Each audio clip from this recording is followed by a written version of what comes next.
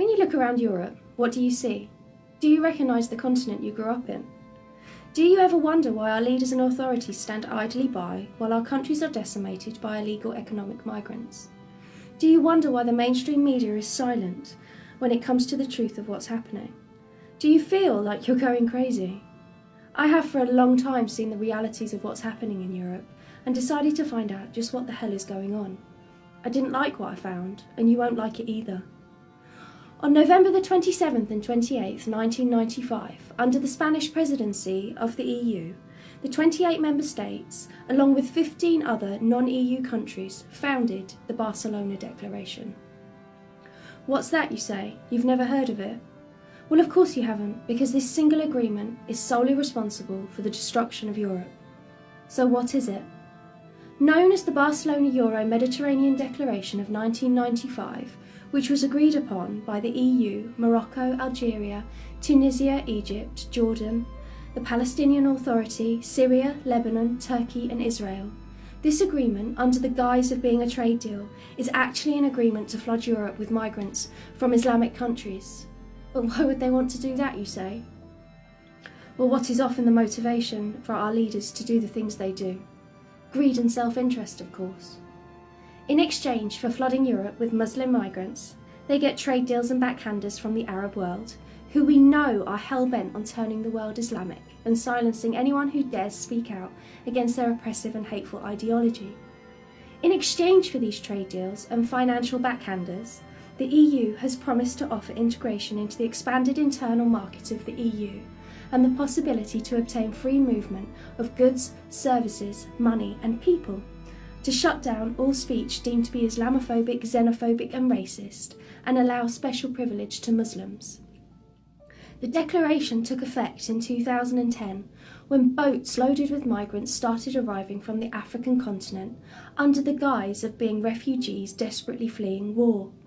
The media exposed us to images of dead children on an almost daily basis to evoke the emotion and sympathy with their plight, while at the same time distracting us from the reality of what was actually being played out.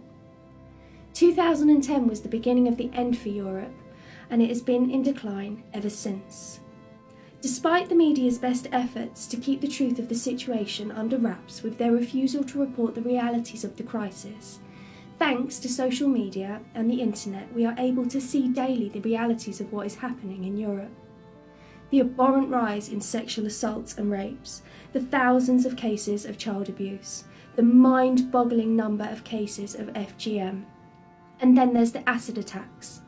It's no coincidence that since 2010, Britain has seen over 1,800 acid attacks, equating to one attack every other day, making us the acid attack capital of the whole world. This phenomenon, along with Pakistani grooming gangs, which have again been ignored by our wonderful mainstream media, unless the perpetrator is, of course, white. Then there's the terrorist attacks in Paris, London, Manchester, Belgium, Germany and Sweden. It seems even the killing of our children is considered fair game by these Islamic terrorists, all the while our leaders' pockets are being lined with blood money. And while Muslims are afforded what is in reality special privileges to preach hate in our streets, protest our military, burn poppies, rape our children, murder our women, and generally do whatever they please, anyone who dares speak out or stand up against what is happening is smeared with the unfounded labels of racist, Nazi, bigot and Islamophobe. But these labels have no effect at silencing us anymore. We are starting to fight back. Make no mistake, this is the genocide of Europe. Our cultures, our heritage, our traditions and values are all under attack. The freedoms that make Europe such an amazing continent are under threat, including women's rights, the protection of children, the rights of the LGBT community that were fought for over many decades and finally secured, are now at risk from the oppressive, hateful and intolerant ideology of Islam. Women in parts of Europe are scared to go out alone at night in Muslim-majority areas. They are being told what they can and cannot wear, what they should be covered up to comply with the sensibilities of Islamic dictates. Sharia patrols tell British citizens what they can and cannot do. Our legal system is used against us to protect Muslims, while non-Muslim British people are punished harshly for trivial things perceived as Islamophobic.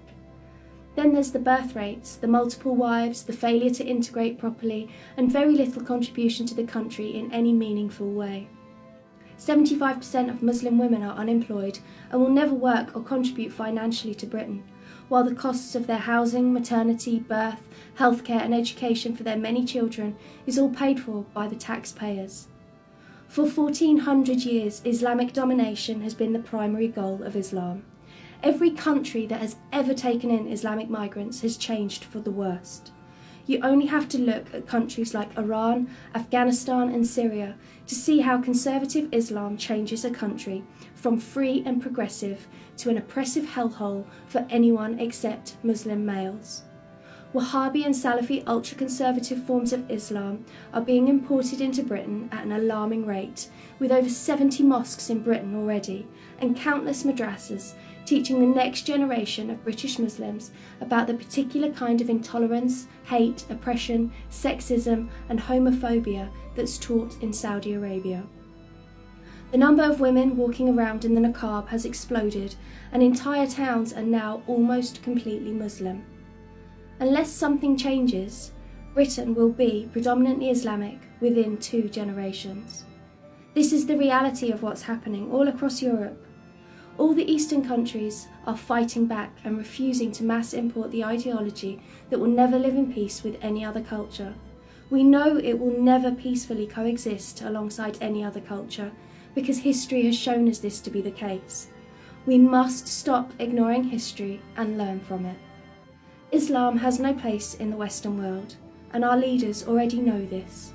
It's time everybody else knew it too. Say no to the Islamisation of Europe before it's too late.